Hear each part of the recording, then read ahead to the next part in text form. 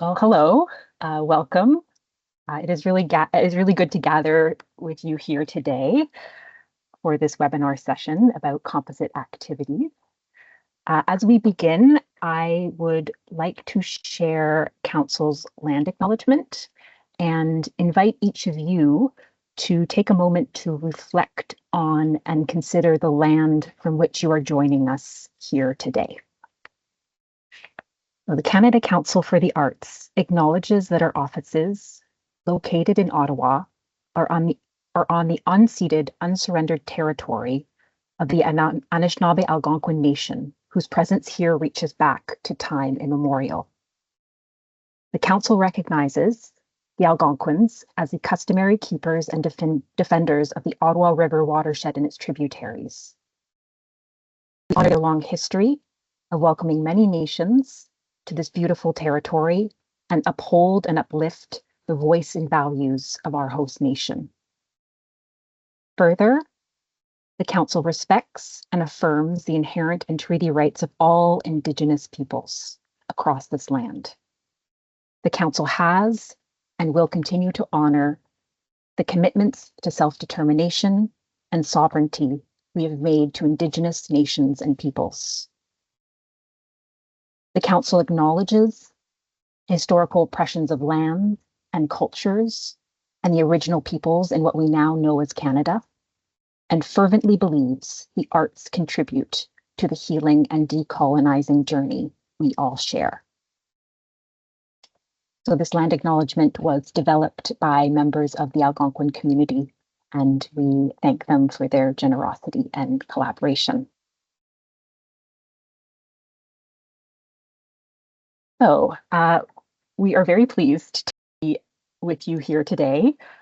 From the Composite Activities team, we have a number of people supporting today's webinar. So there's myself, I'm Madeleine Boismonceau. I'm a program officer in Arts Across Canada and abroad. I go by she, her pronouns. I have white skin. My hair is brown and it's tied back in a low ponytail today. I wear glasses and I'm sporting a striped shirt with ruffles around the collar today. And with me, I have my colleague, Lindsay. Thanks, Madeleine. Hi, everyone. My name is Lindsay Peters. I'm a program officer in the Explore and Create program. My pronouns are she, her. I am a white woman with long brown hair, and I'm wearing a gray and white striped collared shirt. I have thick black glasses and swollen eyes because allergies. So I'll pass it back to you, Madeleine. Thank you, Lindsay. So you would have already met Caroline Fraser, who is a Senior Administrative Assistant with Supporting Artistic Practice. Caroline is on hand to support with any technical hurdles we might encounter, and she will also be coordinating any access needs in the background as well. In the chat, we have a cast of program officers and managers with us today who will be helping to moderate our Q&A. They include Lynn, Pablo, Dominique, and Maggie. And then we're also joined today by ASL interpreters Carolyn Carter and Sarah Coop.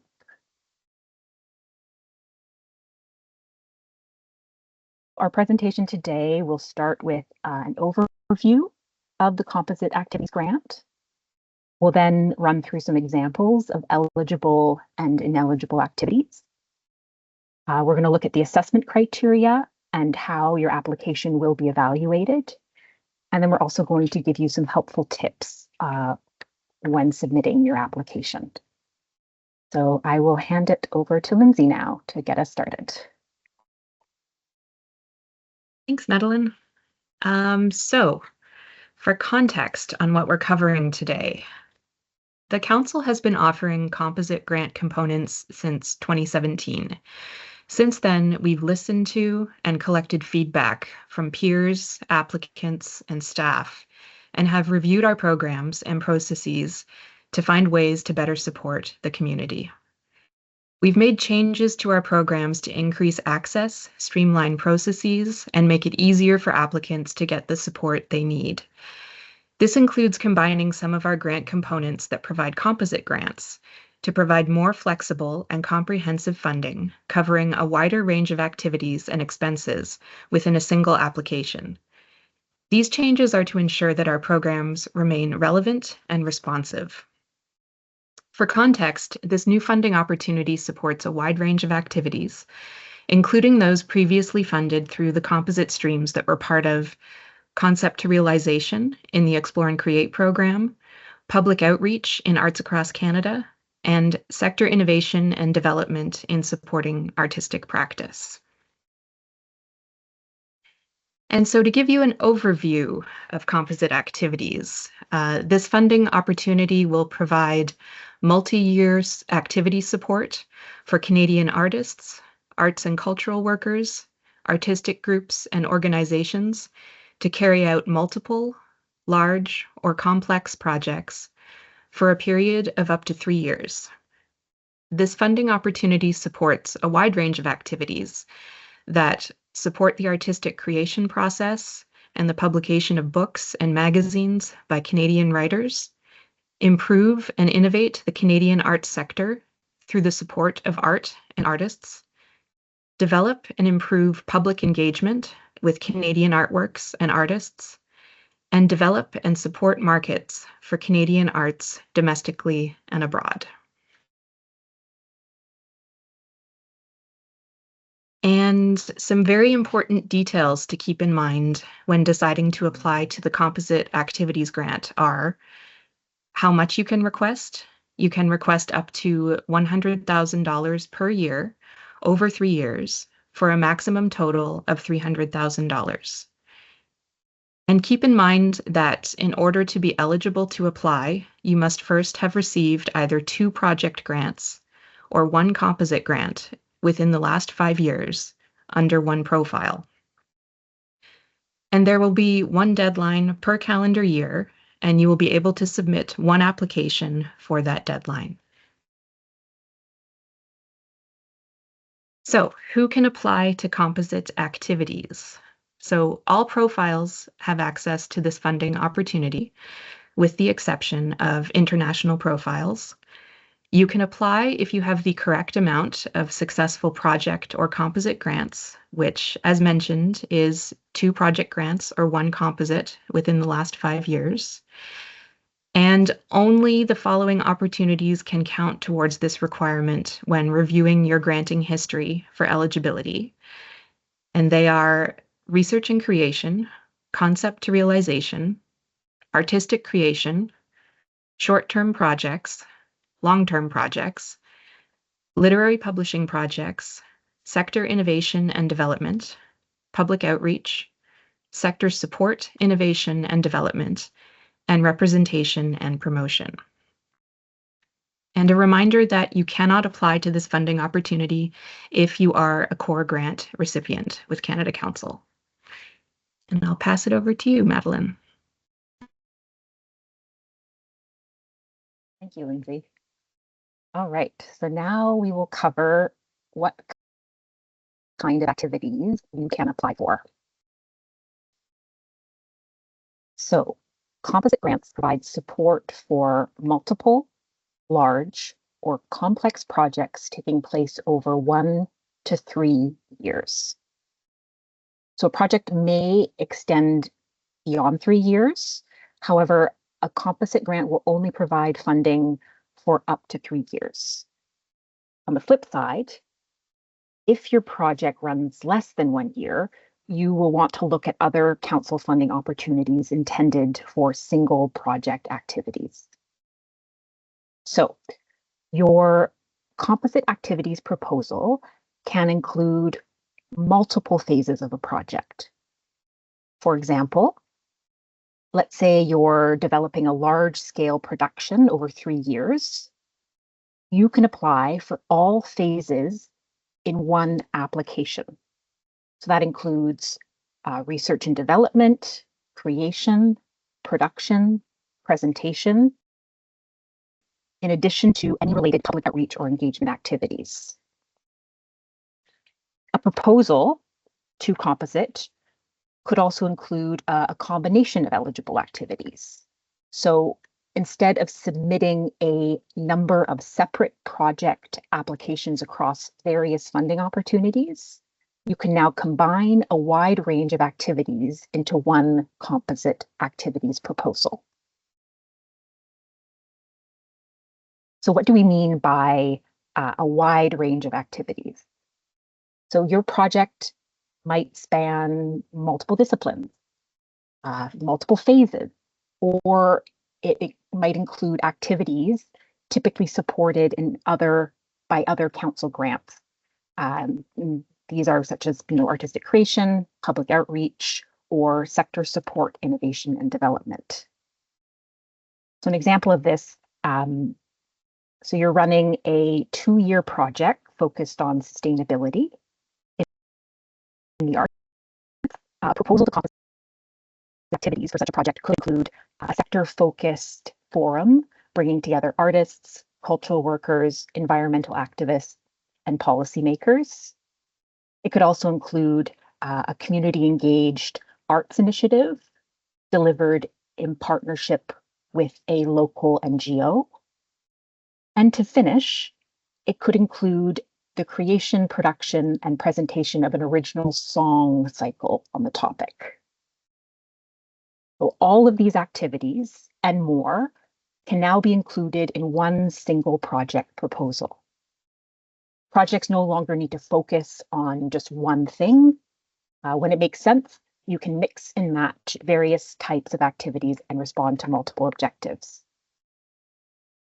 You can also apply to composite activities to support a recurring activity over up to 3 years.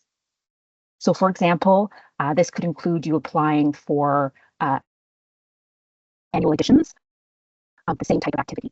So an annual festival, an annual conference, or another kind of reoccurring activity framed as a series of evolving project activities over the course of multiple years. Really, the goal here is to support the full scope and complexity of your project. Just keep in mind that composite funding is intended to support project-based activities and not general operations of your organization. It is not core funding. So your proposal should outline up to 3 years of distinct project activities. I'll hand it back over to you, Lindsay, to talk about what folks can't apply for. Thanks, Madeline. So yes, now we'll cover what you can't apply for. So you are not able to apply to this funding opportunity if, as we mentioned, you are receiving core funding from the Canada Council. Also, your budget cannot include capital construction or renovation expenses, expenses related to the operation or maintenance of a facility, any expenses already covered by another Canada Council grant. Ongoing operating costs are not eligible unless those costs are directly tied to the activity or the project being funded. So, for example, the salaries of staff are eligible only for the portion of time that they would spend working on the project. Otherwise, general annual salaries would not be eligible to include in your budget. Please note that you cannot use your individual profile to apply for a grant on behalf of your organization or group. And the profile that you submit under must, of course, have the required granting history of 2 project grants or 1 composite within the last 5 years. Also be sure to consult the Council General List of Ineligible Activities, which can be found on our website. And finally, it's always a good idea to contact a program officer to discuss the eligibility of your project and your expenses. Okay, so now we'd like to provide an overview of the Composite Activities Assessment criteria. This information will be available on the portal, and you will be able to view this information before you start your application. So the first assessment category is relevance, which is weighted at 40% of your total score. And it's broken down as follows. First, the strength of your rationale for the proposed activities. This is scored out of 15. The next sub-criteria is your objectives and how your proposed activities align with those objectives. This is also scored out of 15. And finally, your approach or process to undertake your proposed activities. This is scored out of 10. And so the minimum score required to be considered for funding is 20 out of 40 for this category. And some questions you can ask yourself when considering the relevance of your project can be, why do you want to undertake your activities? What are your goals and expected outcomes? And how will you carry out your activities? Next up, we have impact, which is also weighted at 40% and includes the following subcategories. Number one is how the proposed activities contribute to the development of your artistic practice, career, or organization. This is scored out of 20. Next, how the proposed activities consider, engage, and benefit your arts practice, community, audience, or the arts sector. This is also scored out of 20. And so for this category, again, the minimum score required is 20 out of 40 in order to be considered for funding. And you may want to consider some additional questions as you write your answer, such as how will your activities advance your artistic practice, your career, or your organization? Will your activities provide you or your organization with new opportunities? Who is your intended audience or community? What strategy or approach will you use to engage your intended audience? Will your activities address a need or fill a gap in the arts sector? And how will the impact or benefits of your activities on your arts practice, community, audience, or the arts sector be measured? And you might also want to consider some context that might be relevant to include in your answers. You may want to include additional information if you work in a historically under-resourced sector or artistic discipline, if you work in a remote region with few resources to support your work. You may also want to consider how your artistic practice could be considered new or emerging, or a mix of several genres or disciplines. And finally, a reminder that you are responsible for ensuring safe working conditions for all participants of your project, complying with any regional, national, and international public health and travel measures that might impact your project. And our third assessment category is feasibility, which is weighted at 20% of your total score. So this category includes 2 points. The first being your, and if applicable, your partners or collaborators' demonstrated experience and capacity to undertake the activities. This is scored out of 10. Next, a detailed budget that demonstrates fair payment to participants and efficient use of resources. This is also scored out of 10. So the minimum score required for this category is 10 out of 20. And you may want to consider these questions as you write your answer. Have you carried out similar activities in the past? How has your experience prepared you to carry out these activities? And if you have a collaborator or partner, you may want to consider how will they help you carry out your activities or reach your intended audience or community? And finally, very importantly, have they confirmed their participation? So I will pass it back over to you, Madeline. Awesome, thank you. And now we'd like to touch on recap or respectful and ethical cultural and artistic practices, which is a new criterion that has been added to all council grants. So this criterion is to ensure that proper attention is paid to First Nations, Inuit, or Métis cultural protocols, and that cultural materials are treated in a respectful way when there is Indigenous content in a project. So what does this mean in practice? So if your project involves First Nations, Inuit, or Métis individuals, organizations, or if it touches on Indigenous cultural content, materials, or protocols, you will be asked to answer a series of additional questions in your application. These questions help to demonstrate that you have made authentic and respectful efforts to engage with Indigenous artists, cultural carriers, knowledge holders, or community members, and that your activities respect Indigenous protocols, principles, and intellectual property. When applicable, you may also need to demonstrate that you have appropriate harm reduction strategies in place to ensure the safety, well-being, and cultural sensitivity of all participants involved. If your project does not involve any of the above, then you will simply have to indicate that there is no Indigenous content in the activities.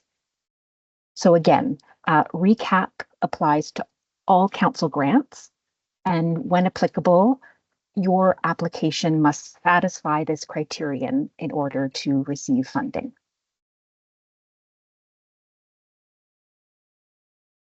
All right, so before we launch into our Q&A, we'd like to share some top-line tips, advice, and tools to help with your application. So the first one, always important, use the assessment criteria when planning and writing your application. So consult it often. So for this grant, it includes relevance, impact, feasibility, and recap. Have someone else read your application and provide feedback against the assessment criteria. You also want to make sure that your budget is balanced and that you provide clear notes to break down your expenses. This will be particularly important when a project spans up to 3 years. You also want to remember your audience. So peer assessors need to understand the context of your project. So on this, do not take for granted that everyone around the table will know you or the context of your work. We do live in a very big country. So really, you want to help assessors understand by providing ample details about your project, your specific context, and how it responds to the objectives of this component. You also really want to be clear about who is involved in your project and the role they will play. You will be asked specifically about your partners, so definitely provide details, attach letters, make it clear how they are contributing to the project. And then, of course, remember recap where applicable. I'll also note, so in the portal now, there is a new feature which we call knowledge articles. So I definitely encourage you to consult these. And what these are helpful prompts and guidance that appears alongside the application questions to support you in preparing a strong and competitive application. So definitely do make sure to read through those, completing your proposal. So how to get started? Your first step will be to create your portal account if you haven't already. There is a very useful video on how to do this along with other resources to help you navigate the updated portal on our website.